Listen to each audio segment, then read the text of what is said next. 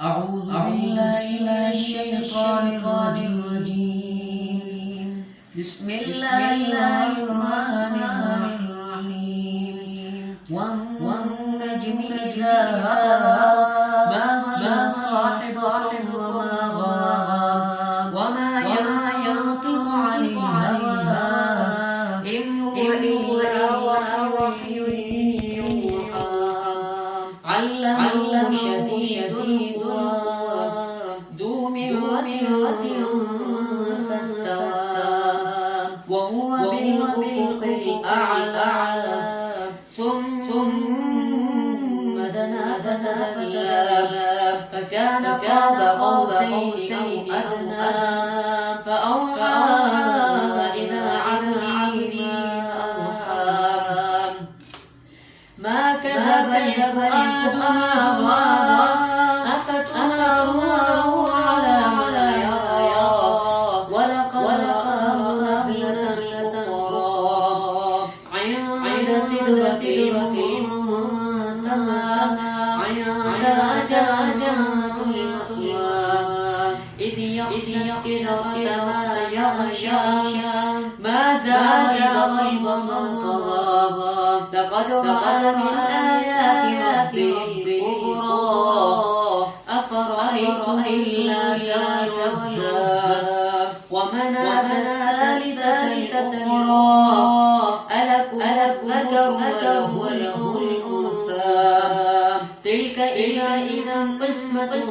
ضيزى إن هي إلا أسماء سميتموها آباءكم ما أنزل الله بها سلطان إن يتبعون إلا الظن وما تهوى الأنفس ولقد جاءهم من ربهم الهدى أم للإنسان ما تمنى فلله الآخرة والأولى وكم من ملك في السماوات لا تغني شفاعتهم شيئا إلا من بعد أن يأذن الله لمن يشاء ويرضى إن الذين لا يؤمنون بالآخرة لا يسمون الملائكة تسمية الأنثى وما لهم به من علم يتبعون إلا الظن إن يتبعون إلا الظن وإن الظن لا يغني من الحق شيئا فأعرض عمن تولى عن ذكرنا ولا ولد إلا الحياة الدنيا ذلك مبلغهم من العلم إن ربك هو أعلم بمن ضل عن سبيله وهو أعلم بمن اهتدى ولله في السماوات وما في الأرض ليجزي الذين أساءوا بما عملوا ويجزي الذين أحسنوا بالحسنى الذين يجتنبون كبائر الفواحش إلا اللمم إن ربك واسع المغفرة هو أعلم بكم أنشأكم من الأرض أم أجنة وإذ أنتم أجنة في بطون أمهاتكم فلا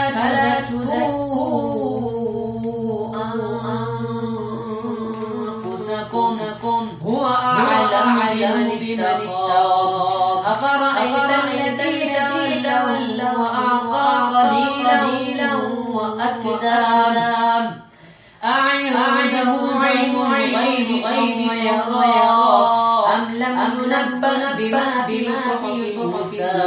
وإبراهيم الذي وفى ألا تزر وزر وأن ليس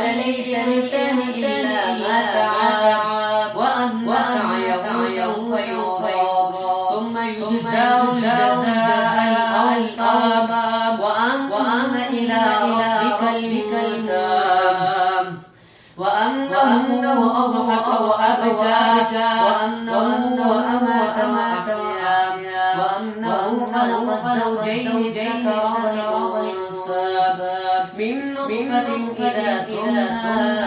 وأن عليه نشأة الأخرى وأنه أغنى وأغنى وأنه هو رب الشعرى وأنه أهلك عادا الأولى وثمود فما أبقى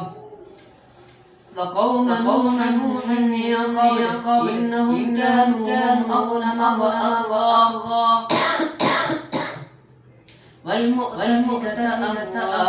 فغشاها غشا فبأي آلاء ربك تتمارى هذا نذير النذر الأولى أزفت الآزفة ليس لها من الله كاشفة أفمن هذا الحديث تعجبون وتضحكون ولا تبكون وأنتم سامدون فاسجدوا